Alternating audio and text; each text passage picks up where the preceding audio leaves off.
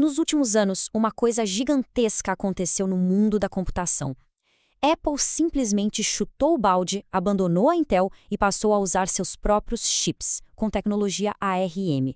De repente, a história que todo mundo começou a contar era essa. Uma nova arquitetura, mais moderna, finalmente estava atropelando a antiga. Mas, será que a história é tão simples assim mesmo? Então, o cenário que pintam pra gente é este. A arquitetura ARM, que sempre foi a rainha dos celulares, agora está invadindo com tudo o território dos computadores e servidores que eram um feudo do x86. E a justificativa que mais se ouve por aí é que o ARM é simplesmente mais eficiente, que entrega mais naquela famosa métrica de desempenho por watt. Pois é, essa é a pergunta de US$ 1.000.000, né?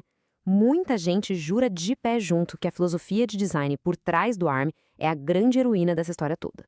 Para a gente entender o que está rolando de verdade, a gente precisa dar um passo para trás e mergulhar nessa suposta batalha de filosofias.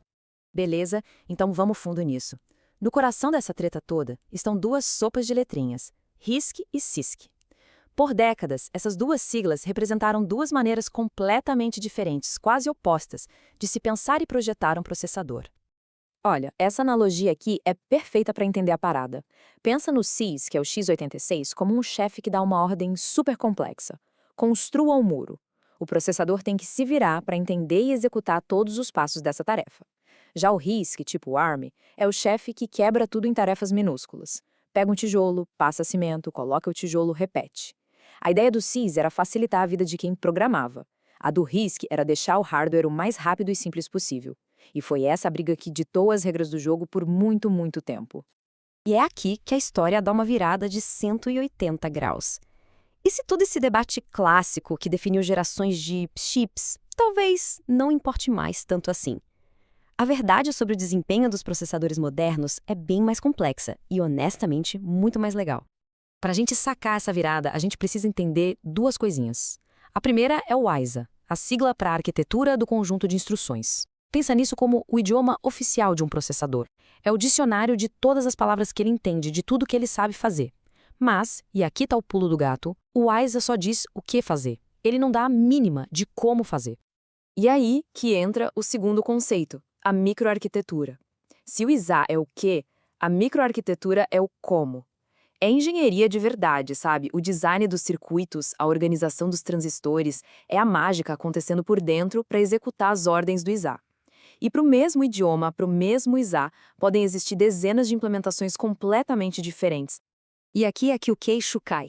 Hoje em dia, a real é que quase todos os processadores, seja um Intel x86 ou um Apple ARM, meio que falam RISC por baixo dos panos. Eles pegam a instrução oficial, seja ela simples ou complexa, e antes de executar, eles usam uma camada interna que quebra tudo em pedacinhos minúsculos, as tais microoperações, que são super parecidas com instruções RISC. Basicamente, os processadores CISC têm um tradutor universal dentro deles. E isso, na prática, nivelou o campo de jogo, e meio que acabou com aquela briga antiga. E isso não é achismo não, é só ouvir o que as lendas da área dizem. Jim Keller, o cara que foi uma das mentes por trás do sucesso da AMD com os Ryzen e dos chips da Apple, fala abertamente que esse debate de RISC contra CISC já era.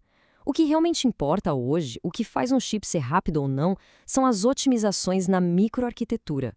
Coisas como prever o que o programa vai fazer em seguida ou buscar dados na memória do jeito mais esperto possível. Então, para resumir a ópera, a grande diferença de desempenho de consumo de energia hoje não está no idioma que o chip fala, se é RISC ou CISC. Está na qualidade da engenharia, na implementação, na microarquitetura que foi feita para aquele chip.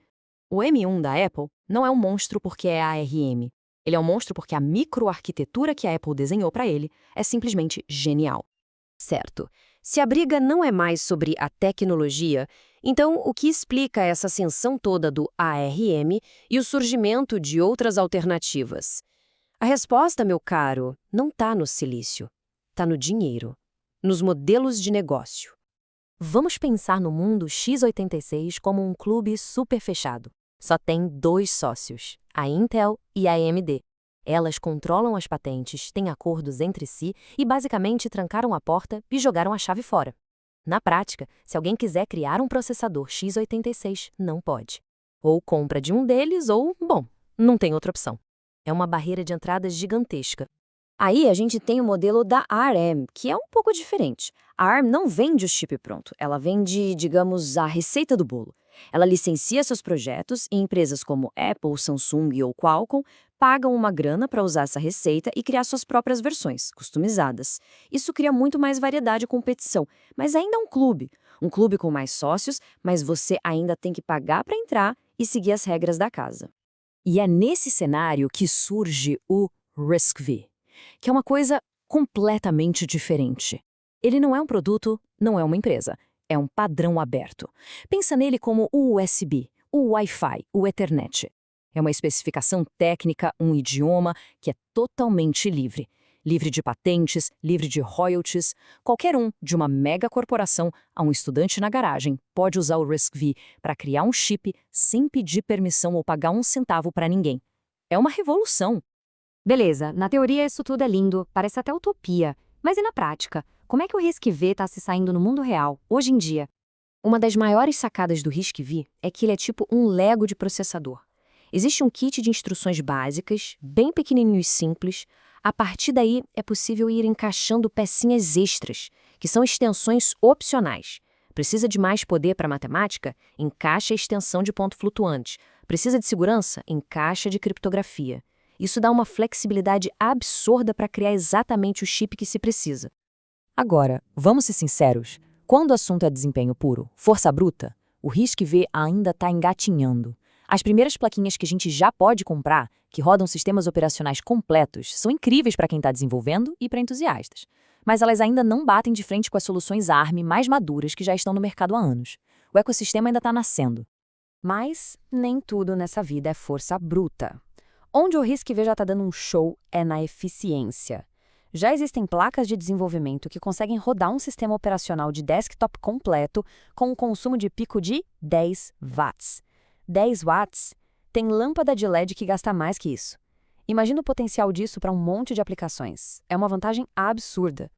E talvez o mais importante de tudo, RISC-V deixou de ser um projetinho de faculdade há muito tempo. As gigantes da indústria estão apostando pesado. Google já anunciou suporte oficial no Android, Nvidia, Qualcomm, todo mundo está desenvolvendo chips, até a NASA está de olho para futuras missões no espaço. O suporte de software está crescendo numa velocidade maluca. O trem partiu da estação e está ganhando força. Então, no fim das contas, aquela guerra antiga de RISC contra CISC parece que já era. Mas no lugar dela, está começando uma revolução talvez muito maior. Uma revolução que não é sobre tecnologia, mas sobre liberdade de acesso, sobre inovação aberta.